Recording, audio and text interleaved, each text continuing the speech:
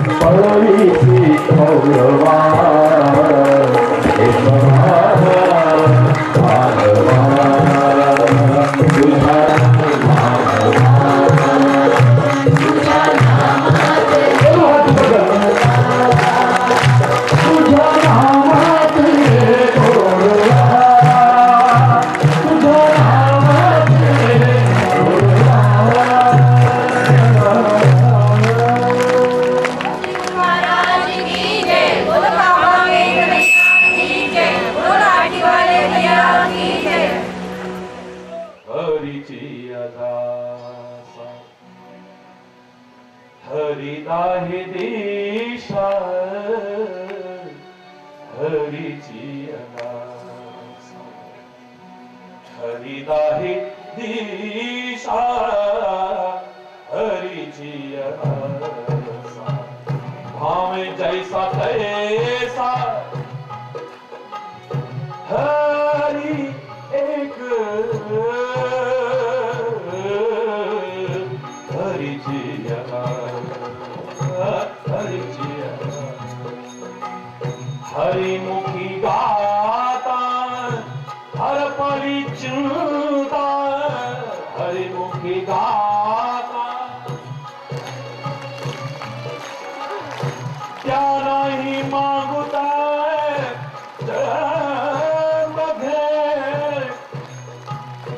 हरि जिया हरि जिया बोलो ना। अरे उस महान संत को याद करो, उसके आत्मा को याद करो, एक नाथ जी महाराज को, एकाध जनार्दनी हरि बोल।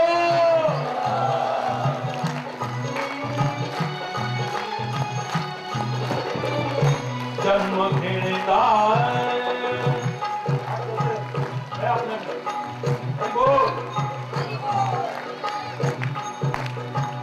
जन्म घेण लागे वासनेच्या संगे जन्म घेण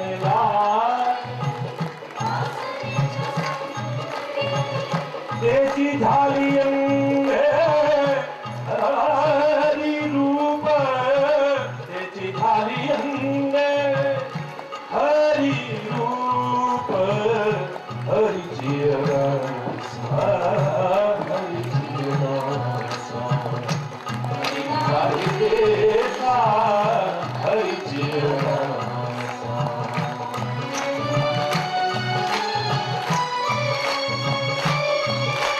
दोनों हाथ ऊपर हरि बोल।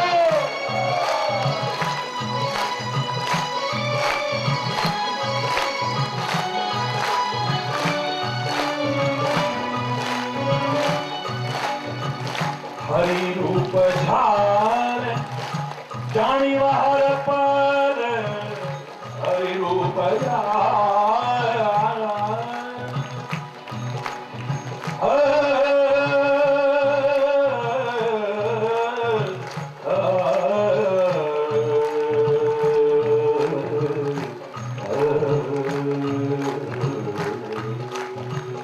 हरि रूप झाल हरि जाने हर पर मी तू बन गेरे हरि जेठाई मी तू बन गेरे हरि जेठाई हरि जिया हरि जिया हरि दादी दसों दिशाओं में हरि नजर आएगा भी हरि बोल। हरि जिया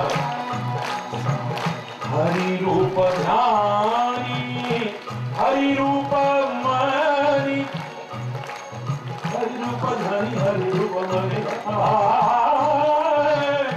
हरि रूप ध्यानी हरि रूप ध्यानी हरि रूप मणि एका जनार्दनी। जरा बोलना आगे क्या कहा एक नाथ जी ने हरि बोला हरि जिया हरि दाधि देशा हरि जिया भावे जैसा तैसा हरि एक हरि जिया हरि जिया हरि जिया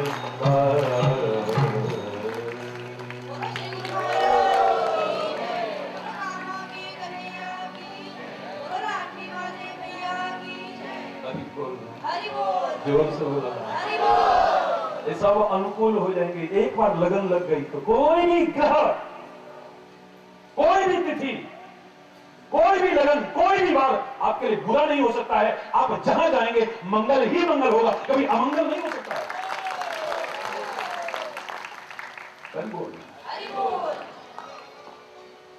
अपने इस जीवन को अवधपुरी बनाना, अपने जीवन को जनकपुरी बना लेना, कभी लंकापुरी मत बनाना। अवधपुरी में राम आता है, जनकपुरी में राम और सीता का मिलाप होता है। लंकापुरी में आया हुआ भी प्रवेश नहीं करता है। इतिहास साक्षी है, लंका में श्री राम ने प्रवेश नहीं किया है, पास में जाकर के। तो विभीषण राजा बन गया है, रावण का वध हो चुका है। विभीषण ने सारे लंका निवासियों से पूछा, ये राज्य सिंहासन श्री राम का है, उन्होंने मुझे बैठाया है, आज पहली बार सिंहासन पर बैठा हूं, मांग लो जो मांगना चाहते हो।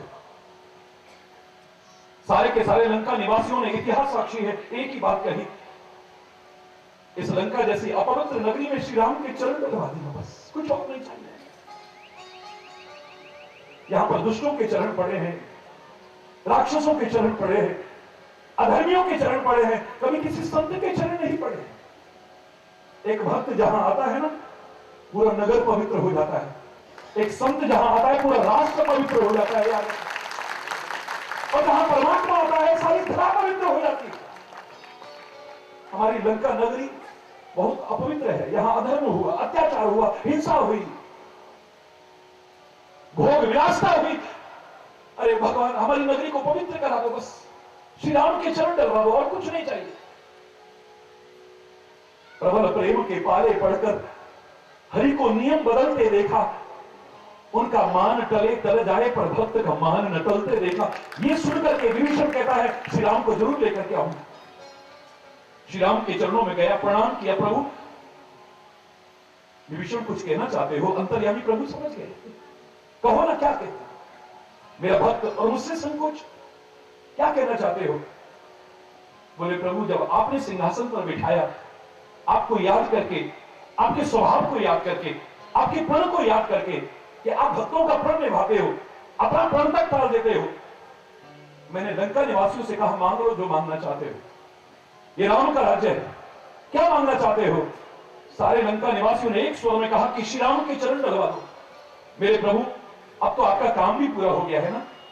तापस वेश विशेष उदासी, 14 वर्ष राम वनवासी, आपका 14 वर्ष की अवधि भी पूर्ण हो गई। आप पहले नगर में प्रवेश नहीं कर सकते थे, किसी गांव में नहीं जा सकते थे, अब तो आपको कोई प्रतिज्ञा नहीं है ना, काम भी पूरा हो गया, आप चरण डाल दो ना। बेबसों का सहारा, परमात्मा आज पहली बार बेबसी का रूप में देखा गया। आंख में आंसू ले है श्री राम, कहते हैं मैं अपने भक्तों के प्राण रखने के लिए अपने प्राण तक टाल देता हूं। हे विभीषण, तो चलो ना प्रभु, लंका में चरण रखिए ना, मेरे वचन को निभाइए। बोले, एक और भक्त की याद आ रही है मुझे, अगर मैं लंका में न जा पाया, लंका निवासी मेरी वजह से अपने प्राण नहीं त्यागेंगे, लेकिन अयोध्या में जाने में अगर एक क्षण भी विलंब हो गया तो जियत न पावो वीर, मुझे अपना भरत भैया जिंदा नहीं मिलेगा, इसलिए जल्दी से जल्दी मुझे अयोध्या पहुंचाओ। मैं नहीं आ पाऊंगा तुम्हारे नगर, क्योंकि अयोध्या में जाते जाते जरा भी विलंब हो गया तो मेरा भरत जिंदा नहीं रहेगा, उसके प्राण चले जाएंगे। पैदल जाने में शायद समय लग जाए, मुझे मालूम है तुम्हारे नगर में एक पुष्पक विमान भी है, उसे लेकर के आओ, मुझे जल्दी अपनी लंका से दूर करो, अयोध्या में पहुंचाओ। ये कहने का भाव क्या है? आया हुआ भी श्री राम लंका में प्रवेश नहीं, सृष्टि के कण-कण में समाया है, वो तो सर्वव्यापक है। लोग कहते हैं सगुण भक्ति, निर्गुण भक्ति, अरे सगुण और निर्गुण में क्या फर्क है? एक पानी और बर्फ में क्या फर्क है? पानी और ओले में क्या फर्क है? सब पानी ही पानी है। फर्क इतना है कि निराकार रूप है, एक साकार रूप है, एक निर्गुण रूप है, एक सगुण रूप है। अगर परमात्मा ही सब कुछ है तो फिर निर्गुण भी वही है, सगुण भी वही है, सब कुछ वही तो है, उसके अलावा है क्या? उसके अलावा तो कुछ है ही नहीं। वो तो सृष्टि के कण-कण में समाया है, लेकिन जब जिसने प्यार से जहां याद किया वहां उस रूप में भी गया है। लेकिन आज कहता है मैं नहीं जा पाऊंगा, मैं नहीं जा पाऊंगा विभीषण, क्योंकि मुझे भरत की याद आ रही है, जो मुझसे मिलने को व्याकुल होता है, मैं उससे भी कहीं ज्यादा उससे मिलने को व्याकुल होता है। अयोध्या में प्रवेश किया, जनकपुर में प्रवेश किया, लंका में प्रवेश नहीं हुआ है। अपने जीवन को अवधपुरी बनाना, जनकपुरी बनाना, पर लंकापुरी कभी मत बनाना, जहां भोग है, जहां विलास है, जहां हिंसा है, जहां निर्दयता है, जहां अधर्म है, जहां कुकर्म है। मत करना ऐसा अपने जीवन में। ये कमियां परमात्मा को दूर कर देगी हमसे, आया हुआ भी दूर हो जाएगा। देश की उस महान और अमूल्य संस्कृति से परिपूर्ण अपने जीवन को बनाना, न बना सको कम से कम प्रकृति परिपूर्ण को बनाओ। प्राकृतिक व्यवस्था को अपनाओ। एक एक अगर प्रकृति की व्यवस्था को मैं बताने लगूं तो शायद 3 दिन तो क्या 3 महीने भी कम लगेंगे। इतना प्रकृति ने भर दिया है, अनमोल खजाना है। ये प्रकृति हमारे जन्म देने वाली मां से भी ज्यादा रक्षा करने वाली है मेरे प्यारे बच्चों। हमारे जन्म देने वाली जन्मदात्री मां से भी कहीं ज्यादा रक्षा करने वाली है। लेकिन जब प्रकृति से हम छेड़छाड़ करते हैं, उसे विकृत करने की कोशिश करते हैं, उसके नियमों की अवहेलना करते हैं, ये रक्षक प्रकृति कब भक्षक बन जाती है पता भी नहीं चलता है। ये बाढ़ आना, सूखा पड़ना, सुनामी, भूकंप, ये प्रकृति से छेड़छाड़ का परिणाम है, ये दुष्परिणाम है। प्रकृति के नियमों की अवहेलना मत करना, प्रकृति के नियमों का पालन करना, प्रकृति से छेड़छाड़ मत करना, प्रकृति को विकृत करने की कोशिश मत करना। ये वरना कब विकृत हो जाएगी, कब भक्षक बन जाएगी पता भी नहीं चले। बहुत दर्द झेल चुके हैं हम, जहां तहां बाढ़ के कारण, सुनामी के कारण, भूकंप के कारण लाखों जाने जा चुकी हैं, लाखों लाखों। कितने अनाथ हो गए, कितनी गोदियां उजड़ गई, कितनी मांगे सुनी हो गई है।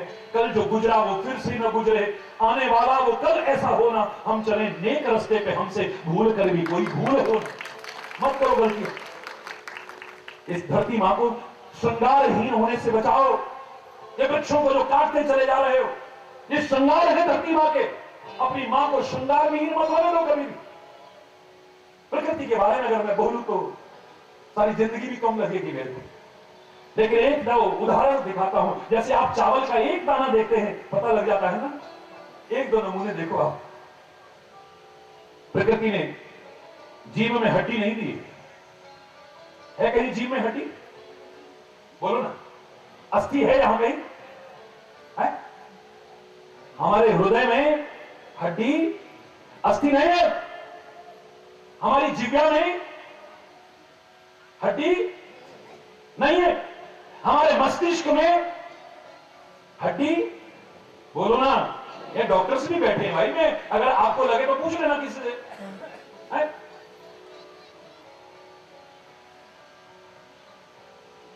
क्या सिखाना चाहती है ये प्रकृति, क्या सिखाना चाहती है? हमारे मस्तिष्क में कठोर चिंतन ना आए, हमारे हृदय में कठोर भाव ना आए, हमारी जवान में कठोरता ना आए, इसमें कोमलता आए, मधुरता आए। फिर देखो आनंद, फिर देखो क्या आनंद आता है। मैंने एक बार कहा था, इस जीव का घाव सबसे पहले भरता है हमारे पूरे शरीर में। पूरे शरीर में एक अंग, ये जीव ऐसी है जिसका घाव सबसे पहले भरता है। अपने आप प्राकृतिक व्यवस्था है, लेकिन जीव जो घाव देती है वो कभी नहीं भरता है। ये जो बोल जाती है, ये तो बोल गई और सारी जिंदगी भर कचोटता है, हृदय को चोट पहुंचती है। ये जीव का घाव सबसे पहले भरता है, लेकिन जीव का दिया हुआ घाव कभी नहीं भरता है। इसलिए जीव में कभी कठोरता मत आने दे। आज भी मैं सुबह आपे गांव भी गया, फिर बड़वाड़ी, बड़ा आनंद आया। आनंद आनंद धारा,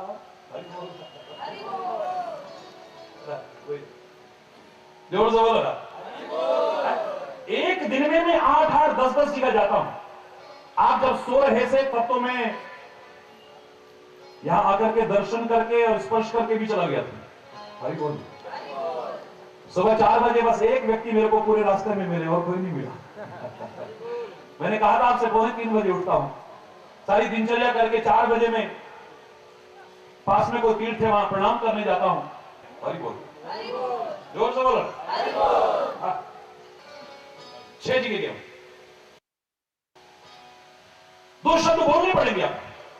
क्या समय नहीं महाराज जी, बहस में भी तो समय लगता। मैंने कहा इससे अच्छा है 2 शब्द बोल दो, हरि बोल। मैंने सीधे पकड़ा, मैंने कहा हरि बोल। नहीं नहीं महाराज जी, कुछ और सिखाइए हमें, कुछ और बताइए। बहस क्यों करनी, और 2 शब्द बोल देता हूं। मैंने कहा जो पहले आए वो अंत तक रहेंगे, और जो बाद में आए वो जल्दी चले जाएंगे। क्या बोलते महाराज जी, क्या किसी की मृत्यु होने वाली है? बिल्कुल नहीं, मैं ऐसी भविष्यवाणी नहीं करता, और जो मैं करता हूं कभी असत्य हो ही नहीं सकती है। यहां कोई नाटक नहीं है, कोई ढोंग नहीं, कोई पाखंड नहीं। मैं तो अंधश्रद्धा निर्मूलन का स्वयं एक बीड़ा उठा करके चल रहा हूं पूरे भारतवर्ष में। भारतीय संस्कृति का फिर से झंडा, जिस झंडे को कभी किसी झुकाने की ताकत नहीं है, उसको फिर से लहराने की कोशिश कर रहा हूं। नहीं तो फिर महाराज जी कहना क्या चाहते हैं? आप बहस करना बेकार था, समय कम था। मैंने कहा देखो, जीव सबसे पहले आई। जब हम पैदा हुए थे तब भी हमारे मुंह में थी, और जब ये शरीर की मृत्यु होगी, हमारी नहीं, हमारे शरीर की मृत्यु होगी, ये जीव तब भी जो पहले आई वो अंत तक रहेगी। दांत बाद में आए और जल्दी, अभी बोल जोर से बोलो। महाराज जी कहना क्या चाहते हैं आप? मैंने कहा जिव्या में कोमलता है, कोमलता देर तक रहती है, और दांतों में कठोरता है, ये जल्दी नष्ट हो जाती है। याद रखें, इसे कोमलता को अपनाओ, कभी कठोरता को मत अपना। प्रकृति सिखा रही है, जहां कोमलता होगी वो हमेशा रहेगी, जहां कठोरता है। ये जीव कितनी बार कटती होगी इन दांतों से, कितनी बार लहूलुहान होती है इन दांतों से, लेकिन कमाल है, ऐसा तो बड़ा बड़ा तपस्वी नहीं होगा जो जीव की तपस्या है, अगर ये बरकरार रखती है तो। कभी भी इसके मन में नहीं आया कि दांतों, जबकि जीव में वो ताकत है, जिन दांतों ने काटा है इन दांतों को तुड़वा सकती है। दो शब्द ऐसे बोलेगी, दांत तोड़ देगा कोई। अरे बोल, जोर से बोलो।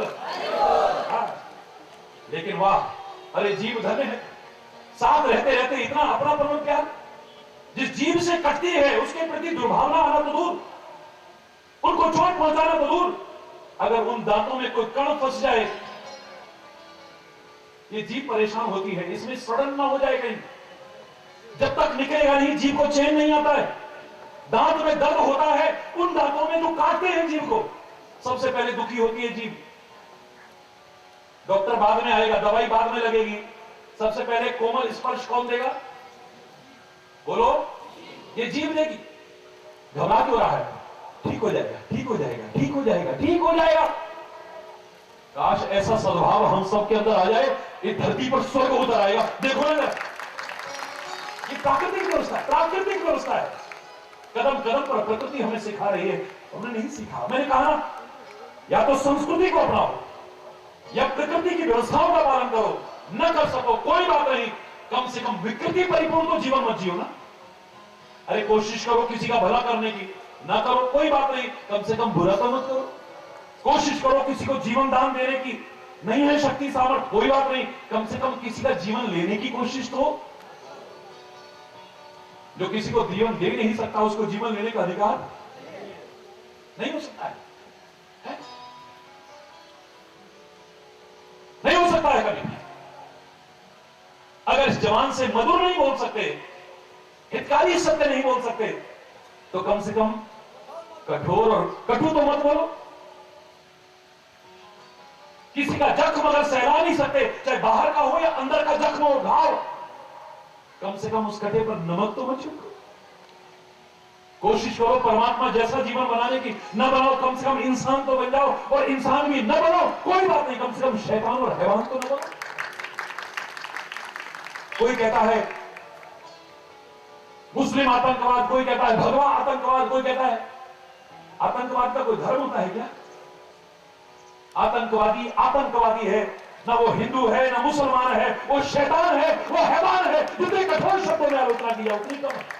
उसका कोई धर्म नहीं है, कोई ईमान नहीं। जो किसी के दुख दर्द को न पहचाने, निर्दोषों की जान लेने में न चुके, वो इंसान तो नहीं हो सकता है। वो हिंदू भी नहीं हो सकता, मुसलमान भी नहीं हो सकता है, सिख ईसाई जैन बौद्ध पारसी भी नहीं हो सकता है। वो तो शैतान है, हैवान है। दीपक जैसा जीवन बनाओ जो जलते हुए भी, तिल तिल करके जलते हुए भी, अपने घर में अंधेरा रख करके भी दूसरों को ठोकरों से बचाता है, प्रकाश देता है। नहीं तो अंधकार में जीवन तो मत जियो। तमसो मा ज्योतिर्गमय, अंधकार से प्रकाश की ओर आगे बढ़ने की कोशिश करो। हरि बोल।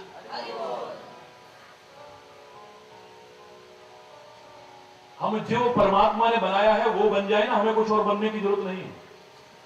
हमें परमात्मा ने मानव बनाया है, हम दानव बना हमारे एक सच्चे मानव बन जाए, जिंदगी का लक्ष्य बदल जाए, बस कुछ मत, मानव बन जाओ। क्योंकि बहुत से ऐसे हैं जो मनुष्य रूप है ना, मृगाश्चरंती, मनुष्य रूप में पशु तुल्य भी, मनुष्य नहीं है, मानव की देह में है, लेकिन आचरण कर्म प्रवृत्तियां पाशविक है, पशु की जैसी, इंसान नहीं है। आज के हालात को देख करके तो वैसे भी मजबूर होना करता है कहने को तो इंसान है मेरी गली के लोग। मुलाजा फरमाइएगा, कहने को तो इंसान है, बोलो ना, पर दिल के बेईमान हैं। आप बोलो ना, अगला वाक्य आप बोलिए। कहने को तो इंसान है, सारे बोलिए, कहने को तो इंसान है पर दिल के बेईमान है। गीता पे चल रहे ना ये कुरान पे चल रहे, हिंदू ना मुसलमान है।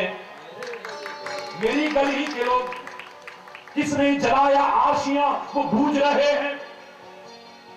ये आग किसने लगाई, दंगा किसने भड़काया है? आयोग बैठाएंगे, खाक बैठाओगे तुम आयोग? क्या तुम नहीं जानते हो?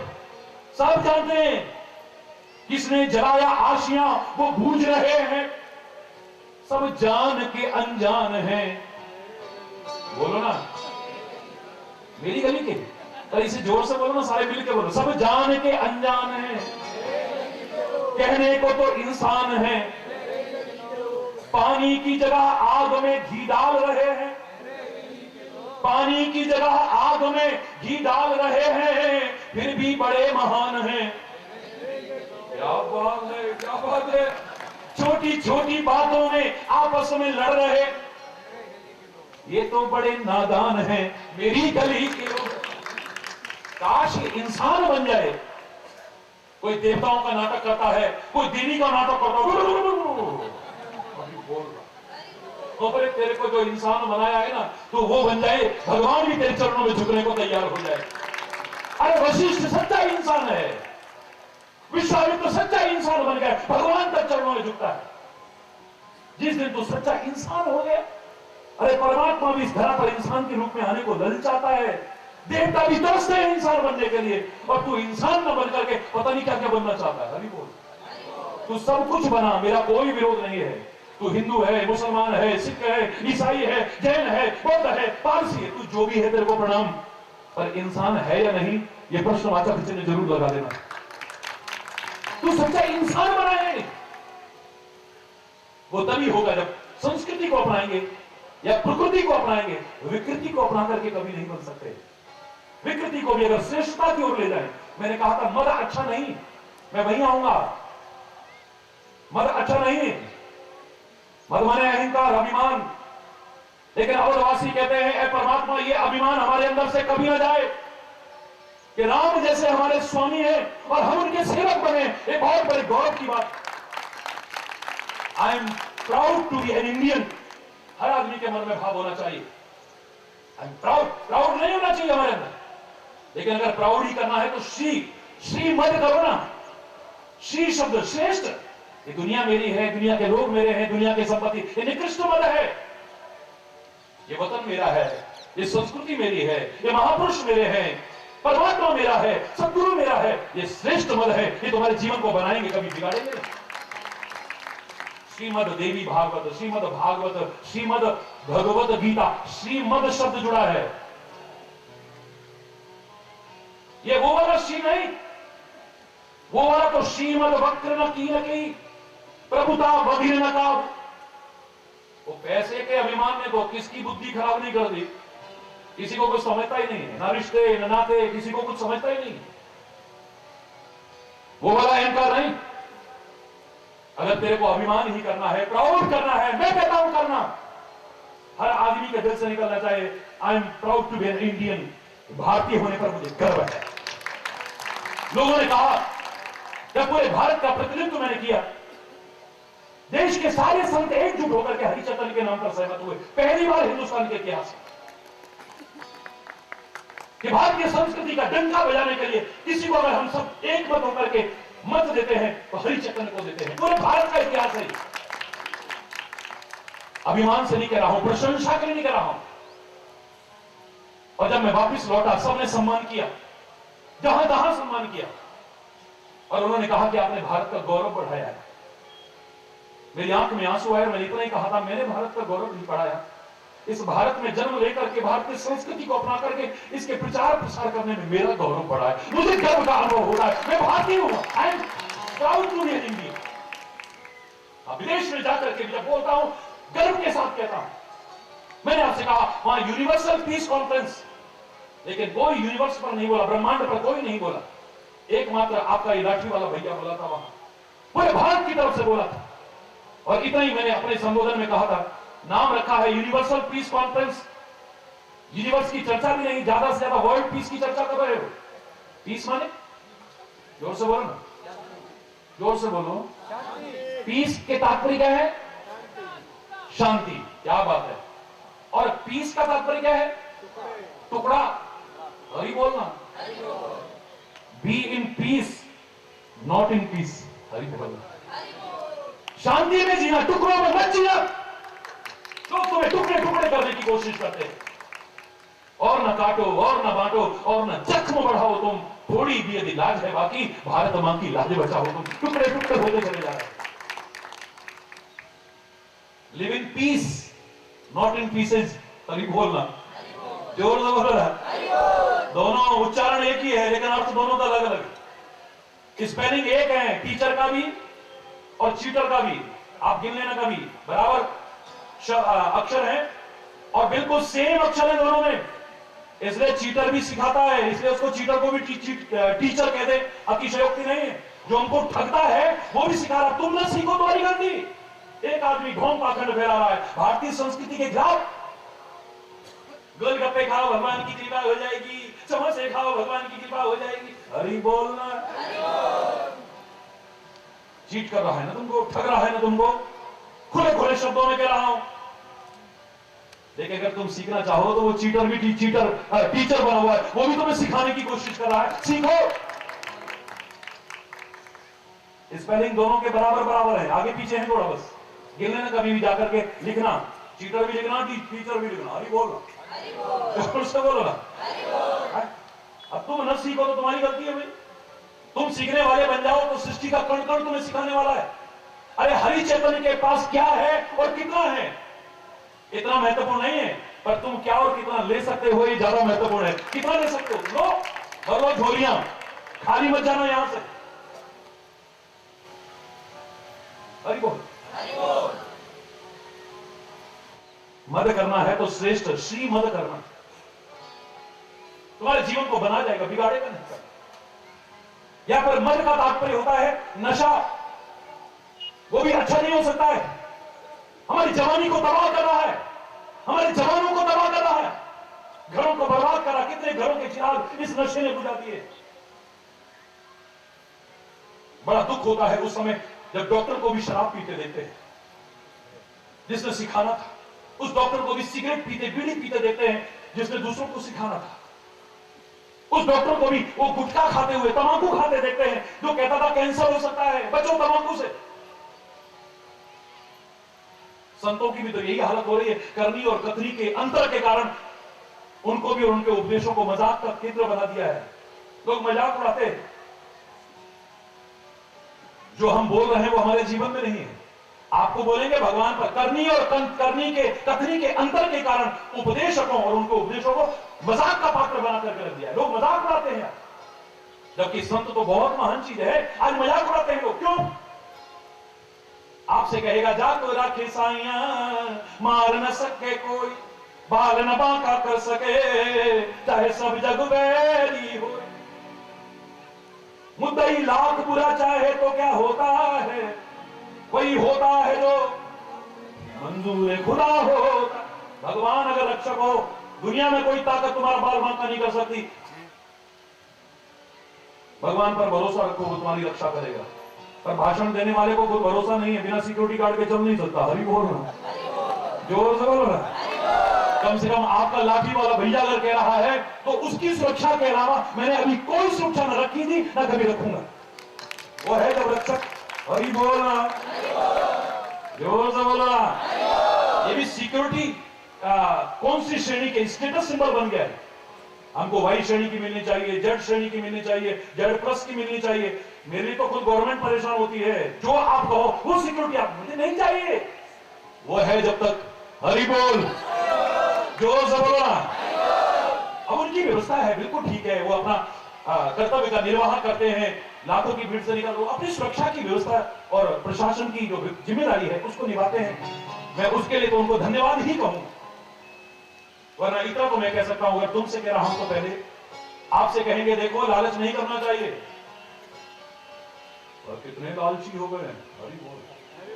अरे गुरु को भगवान से कम मत मानना, संत को भगवान से कम मत मानना, लेकिन संत और गुरु जब खुद अपने आप को भगवान मानेंगे तो बेड़ा गर्क हो जाएगा। याद रखते एक शिष्य एक भक्त संत और गुरु को भगवान से कम ना माने, लेकिन गुरु अपने आप को भगवान बोलो ना, नहीं समझे। हमारा भाव हो कि हम अपना तन मन धन सब अर्पण कर दें उनके चरणों में, लेकिन इसका तात्पर्य वो लेके चलते बने। भाई बोल। अरे उनको क्या जरूरत है?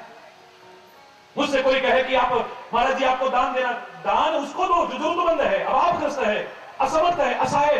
तुम्हारा हरि चैतन्य ना तो अभावग्रस्त है, ना असमर्थ है, ना असहाय है, ना जरूरतमंद है। जहां जरूरत है वहां करो ना।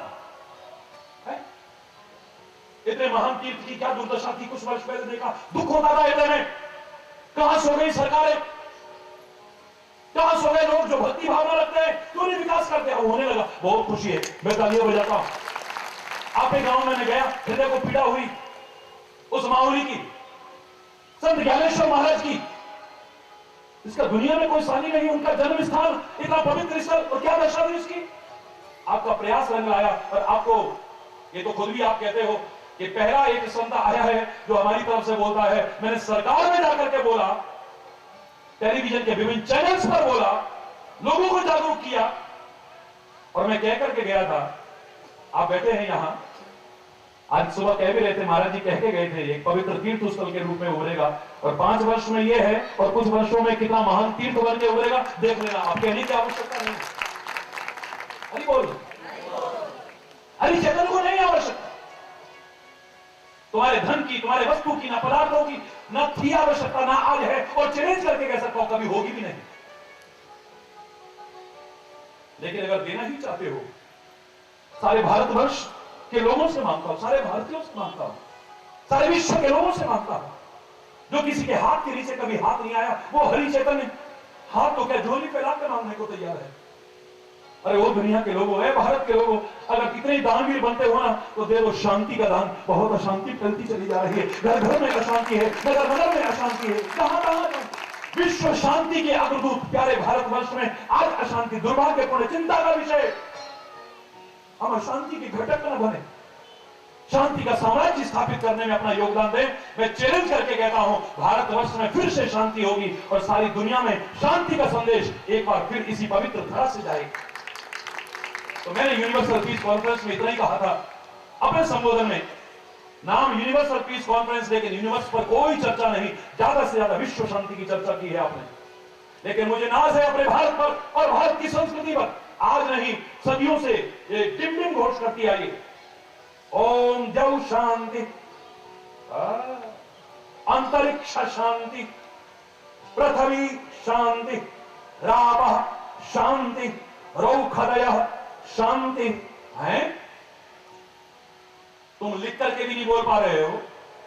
मैं सब धर्मों को सम्मान करता हूं, लेकिन मुझे नाज अपने भारत पर गर्व है, भारत की संस्कृति पर। आज नहीं, सनातन काल से कहती आ रही है, पाताल में शांति हो, अंतरिक्ष में शांति हो, पृथ्वी में शांति हो, औषधियों में शांति हो, वनस्पतियों में शांति हो, और ज्यादा क्या कहूं, शांति रेव शांति, शांति में भी शांति हो। ये भारत ही कह सकता है, कोई और नहीं कह सकता है। ये भारतवर्ष कह सकता है, किसी और की हिम्मत नहीं है। और आज उस भारतवर्ष में अशांति क्या आपका दिल नहीं रोता है? मेरा दिल रोता है।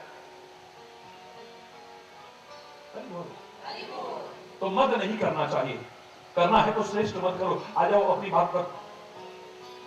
ये भारत मेरा है, परमात्मा मेरा है, ये संस्कृति मेरी है, ये गुरु मेरे हैं, ये संत महापुरुष मेरे हैं। और संत एकनाथ जी महाराज की, ज्ञानेश्वर महाराज की।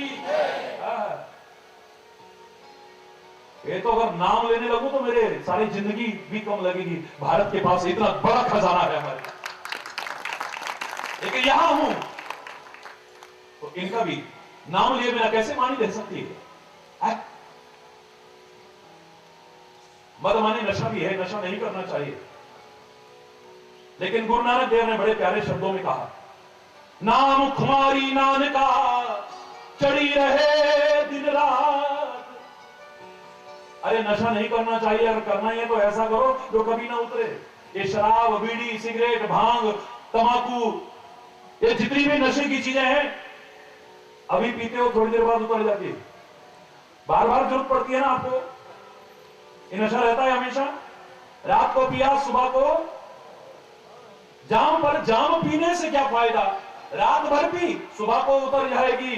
अरे उसकी नजरों से 2 घूंट पी ले जरा, जिंदगी सब नशे में गुजर जाएगी।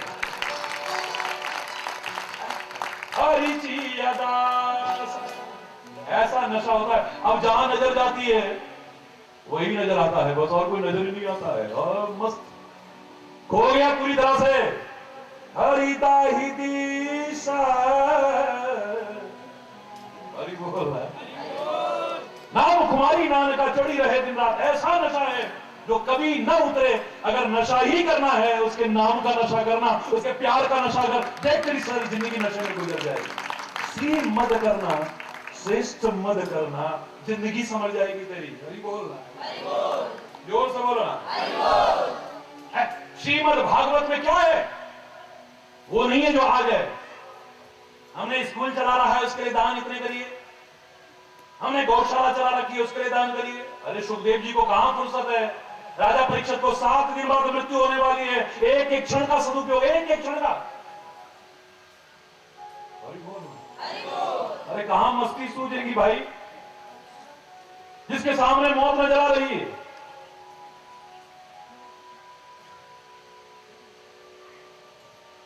क्या तात्पर्य है भागवत का? आज जो व्यवसाय के रूप में आ गए, ये नहीं है भागवत। भागवत के भा अक्षर का मैंने कल उल्लेख किया था आपसे।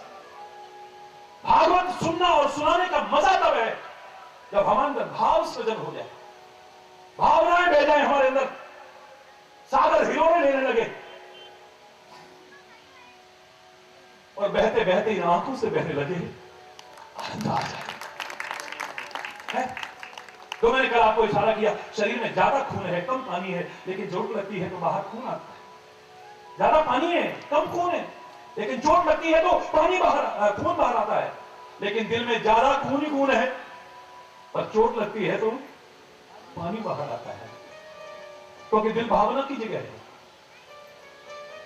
ये डॉक्टर नहीं समझ पाएगा। ये जब भावनाओं में आता है, ऐसा बह उठता है। मजा तब है जब सुनते सुनते, सुनाते सुनाते हमारे अंदर भाव का हिलोरे लेने लगेगा, खून करके बाहर निकला। जब तक भाव सृजन नहीं है, तब तक कुछ नहीं है। ज्ञान में तर्क की गुंजाइश हो सकती है, कुतर्क की नहीं, लेकिन भक्ति तो भाव प्रधान है, यहां कोई तर्क नहीं। इस पत्थर में क्या भगवान है? जय जय विठल रुक्माई, जय जय जय जय विठल रुक्माई, जय जय जय जय विठल रुक्माई, जय जय विठल रुक्माई, जय जय जय जय विठल रुक्माई, जय जय विठल रुक्माई, जय जय विठला विठला, जय जय पांडुरंग विठला, ओ विठल विठल विठला, हरि ओम विठला। आज बदल के विठल विठल विठला, पांडुरंग विठला,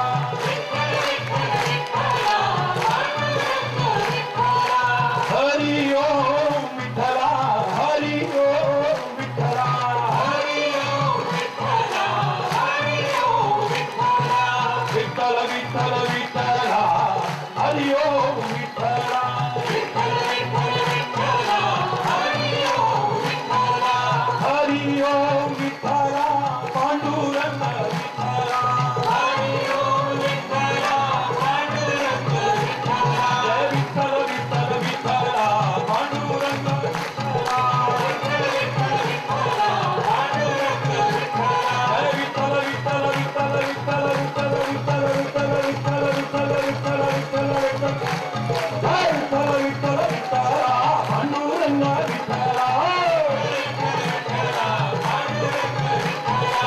बाप राणी आई माझी विठ्ठल रखुमाई बाप राणी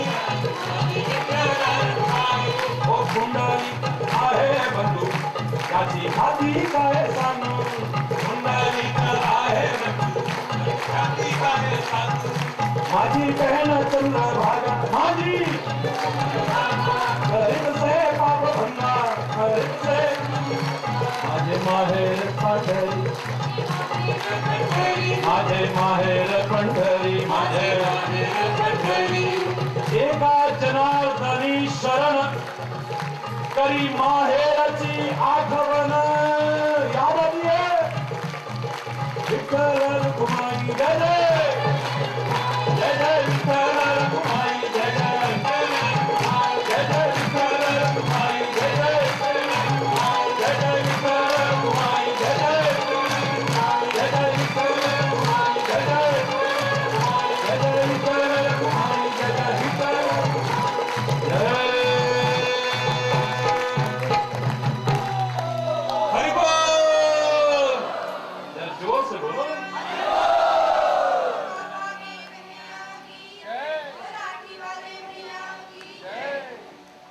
अब हमारा भाव है कि वो सब कुछ है मेरा सब कुछ वही है मेरा माँ वही है मेरा बाप वही है मेरा सब कुछ वही है वो मेरा असली मायका है त्वमेव माताश्च पिता त्वमेव बन्धुश्च सखा त्वमेव विद्या द्रविणम त्वमेव सर्वम।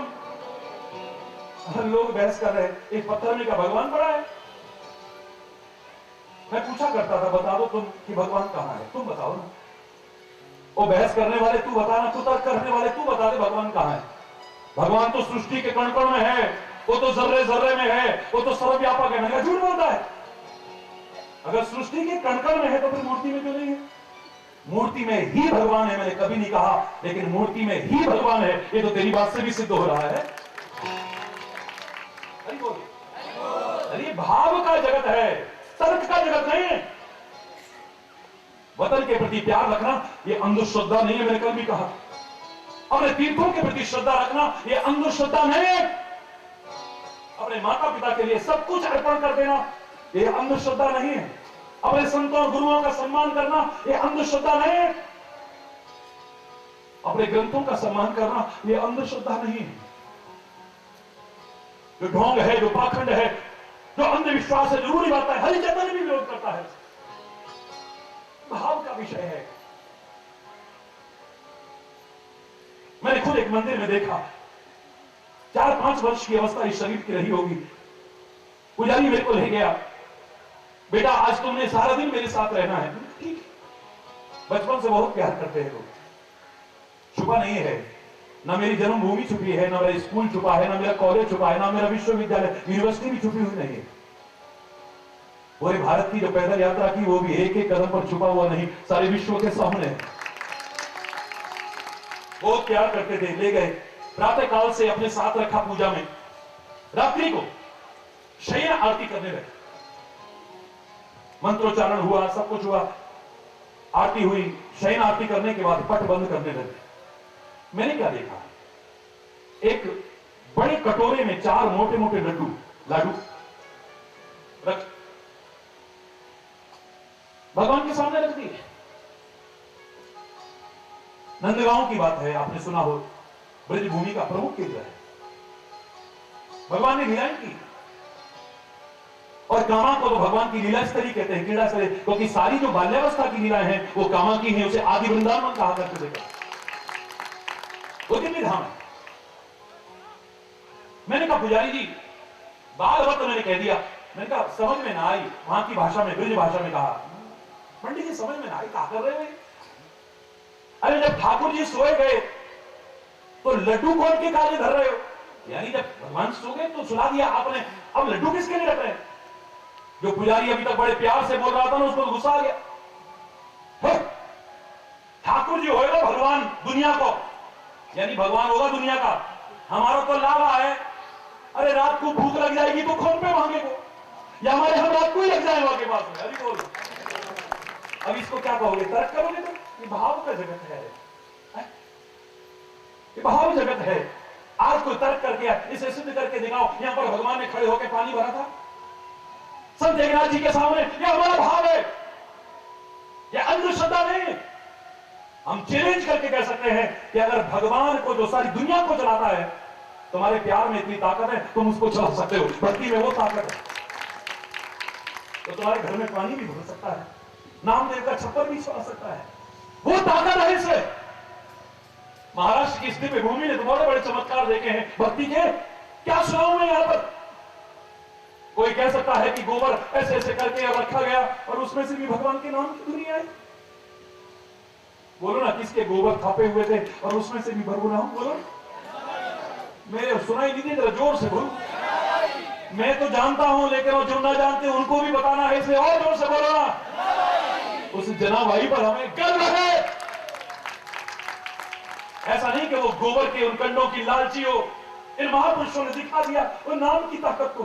अगर तुम प्यार से अपने हर क्रिया को करते हो, ये भक्ति है तुम्हारी। तुम झाड़ू लगा रहे हो, वो भक्ति बन सकती है। तुम भोजन बनाते हो, वो भक्ति बन सकती है। तुम ऑफिस जाते हो, वो भक्ति बन सकती है। तुम मार्ग में चल रहे हो, वो भी भक्ति बन सकती है। बस उसका नाम लेते हुए करो।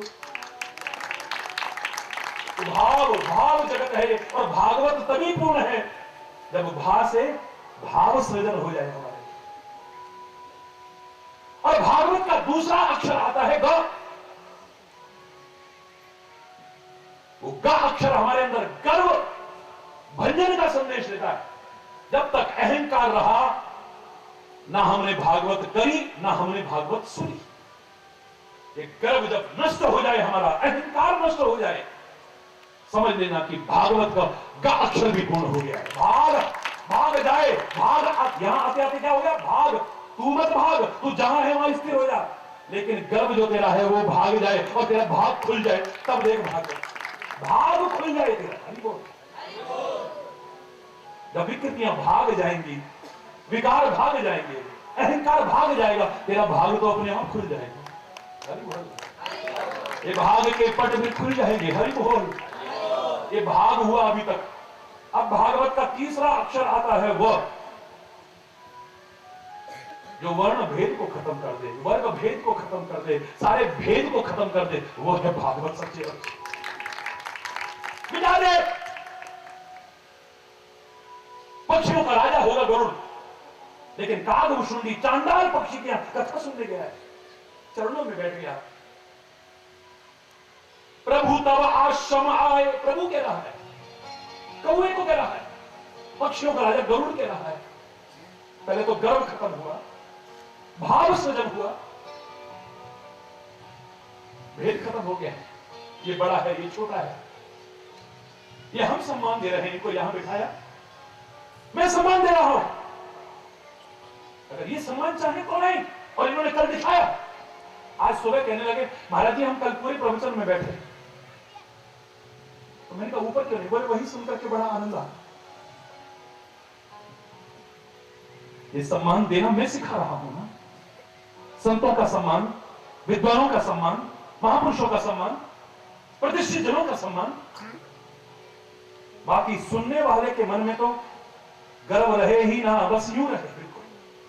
जब तक भाव ना आ जाए, आंखों में जल ना बहने लगे, रोंगटे न खड़े हो जाए, रोम रोम न पुलकित हो जाए, और कभी मस्त होकर के नाचने लगे, कभी होश ही न रहे, तब सुनिए भागवत कथा, वरना कुछ नहीं सुना।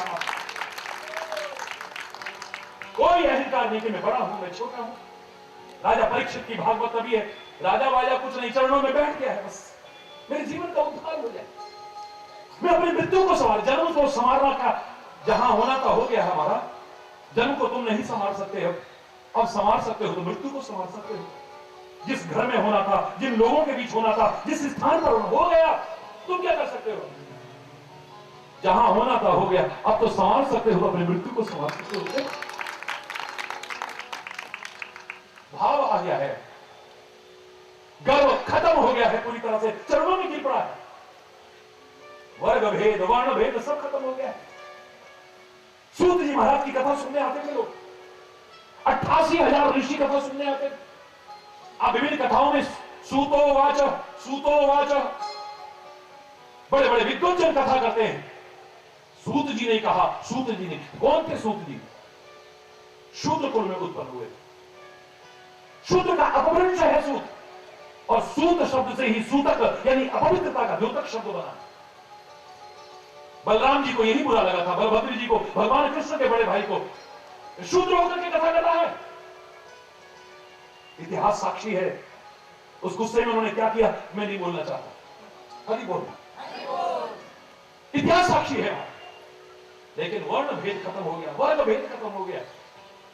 कोई नहीं देख रहा कि कौन है। अच्छाई सुनने को मिल रही, चरणों में आकर के नतमस्तक ऋषि मुनि नतमस्तक हो गए। खत्म हो गया, वर्ण भेद खत्म हो गया। राजा जनक के ज्ञान को सुनने के लिए बड़े बड़े ऋषि महर्षि आते थे, बड़े बड़े ऋषि महर्षि, बड़े बड़े विद्वान आकर के चरणों में नतमस्तक होते थे।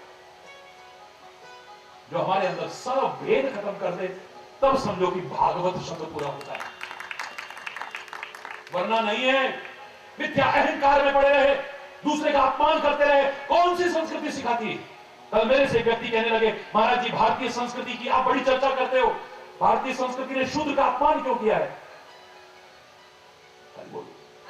जोर से बोलो। मैंने कहा क्या अपमान किया है? बोले ब्राह्मण मुख से पैदा हुआ, ब्राह्मण हो, क्षत्रिय बाहु से पैदा हुआ, वैश्य उधर से उत्पन्न हुआ, और शूद्र बोलो ना चरणों से पैदा हुआ। कितना अपमान किया है शूद्र का भारतीय संस्कृति ने। मैंने कहा वाह, तेरी बुद्धि पर तरस आ रहा है, भारतीय संस्कृति पर तो तरस नहीं आ सकता है, बड़ी गौरवशाली है। कैसे महाराज जी? मैंने कहा भगवान के चरणों से और क्या निकला था बता दे जरा। बोले गंगा जी निकली थी। गंगा जी अपवित्र है? गंगा जी का अपमान होता है क्या? बोलो ना। भगवान के चरणों से निकली गंगा स्वयं पवित्र है, औरों को पवित्र करने लायक है। उन चरणों से निकला शूद्र अपवित्र कैसे हो सकता है? भारतीय संस्कृति ने किसी का अपमान नहीं किया। भारतीय संस्कृति पर उंगली मत उठाना, भारतीय शास्त्रों पर, भारत के विद्वानों पर, भारत के ऋषियों पर उंगली मत उठाना कभी भी। हरि बोल। ये तो तुम्हारी वर्ण व्यवस्था थी, वर्ग व्यवस्था थी, सामाजिक व्यवस्था थी, जो आपने बनाई है, भगवान ने नहीं बनाई। एक समाज में सुचारू रूप से चलाने के लिए जो वेद पढ़ते थे, पढ़ाते थे, यज्ञ करते थे, कराते थे, दान देते थे, दान लेते थे, उन्हें ब्राह्मण कहा। जो समाज की रक्षा का दायित्व निर्वाह करते थे, उन्हें बोलो क्षत्रिय कहा। जो वैश्य व्यापारिक लेन देन करते थे, उनको वैश्य कहा। और जो समाज की सेवा करते थे, आप बताओ जरा, सेवा करने वाले को छोटा तो नहीं मान सकते? सेवा से बड़ा तो कोई धर्म ही नहीं हो सकता है। भारतीय संस्कृति ने किसी का अपमान नहीं किया, अशुद्धता पर उंगली उठाई है। और वो तो चाहे कोई भी क्यों ना हो, अगर मंदिर में भी कोई अशुद्ध होकर के जाने लगेगा, कोई भी कह देगा, वो चाहे ब्राह्मण हो, चाहे क्षत्रिय हो, चाहे वैश्य हो, शुद्ध हो, अपवित्रता के लिए मना है ना। व्यक्ति अपवित्र नहीं है, जहां अपवित्र है उसको दूर करने की कोशिश करनी चाहिए। भगवान कृष्ण ने तो एक पंक्ति में गीता में कहा है, जन्मना जायते शूद्र। मैं नहीं कह रहा, गीता कह रही है, जन्म से वो हर व्यक्ति शूद्र है। कितने भी उच्च पवित्र कुल में, हरि चैतन्य कितने भी उच्च पवित्र दुनिया की निगाह में कुल में पैदा हुआ, लेकिन जब हरि चैतन्य पैदा हुआ था, कितने लोग मेरे घर का पानी नहीं पीते थे, कितने दिन तक अशुद्धि आ गई। क्यों? होता है कि नहीं? ऐसा बोलो, होता है नहीं? हरि चैतन्य कैसे भी उच्च पवित्र कुल में पैदा हुआ, पैदा होते ही अपवित्रता आ गई। हरि चैतन्य तो नहीं, लेकिन हरि चैतन्य का यह शरीर जब जाएगा तब भी अपवित्रता आ जाएगी। हरि बोलना। ये कथा का मजा तब आएगा, कभी मुस्कुराना, कभी हंसना, कभी रो पड़ना, रोम रोम हो जाए। दूसरा श्रोता मुझे नजर आया है कमल के पत्र की तरह, जैसे कमल दल के ऊपर प्रवचन का बिंदु गिरा, टिकता है, लेकिन जब हवा चलती है तो नीचे गिर जाता है। तीसरा सीप की तरह नजर आया मुझे, जिसमें प्रवचन का बिंदु गिरता है, समाता है और मोती बनकर के उसकी कीमत बढ़ा देता है। तवे की तरह, गर्म तवे की तरह मत बनना, तो यहां आकर के गुस्से में बोल